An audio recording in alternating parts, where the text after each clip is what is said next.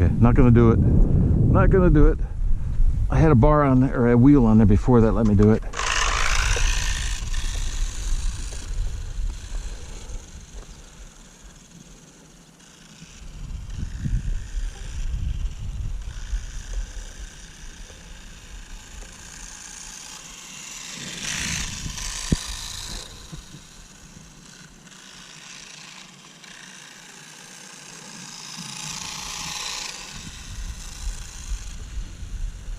Notice the side-to-side wobbling.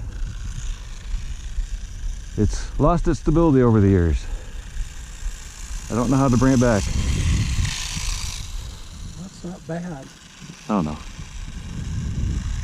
No, but I'm barely above idle. It is better than it was. A lot of it I think is just symmetry.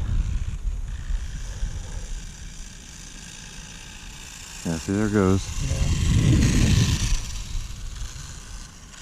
So as you increase the speed, it gets worse. Oh yeah. Yeah, it's like having your gyros set too high on a modern airplane, and it starts oscillating on you because of them. Except this one's all mechanical. No electronic gyro in this one.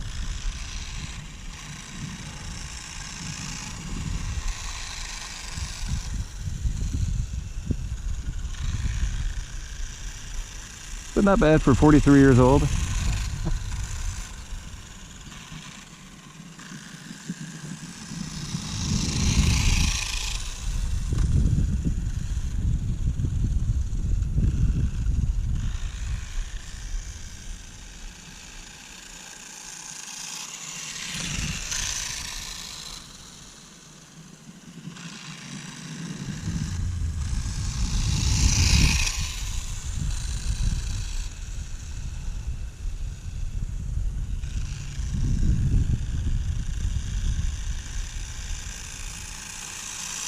Ooh, there's a good one.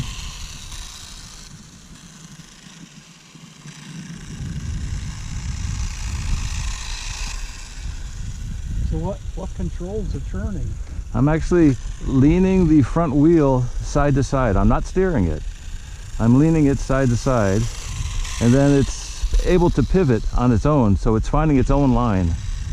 Again, the front wheel is steering itself. All I'm doing is adjusting the weight side to side. How does that do that? Oh, just I can show you when it gets back on the ground. It's simple. There's just a little arm in there that pivots the front whole arm on a on an axis. But you'll see it's simple. But it's clever how it works. Yeah, I hadn't planned on putting the whole bottle on there with the filler valve and everything, but as I'm looking at that and I'm looking at modern, like a Batmobile or something with this jet propulsion, or like Shockley's Shockwave, then yeah, it reminded me. I could, of course, maybe get pretty colors.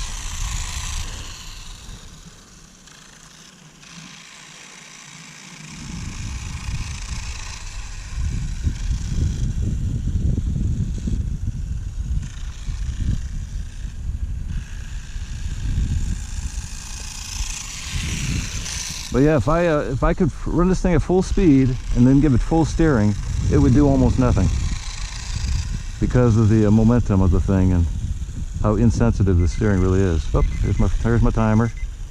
We'll bring it back.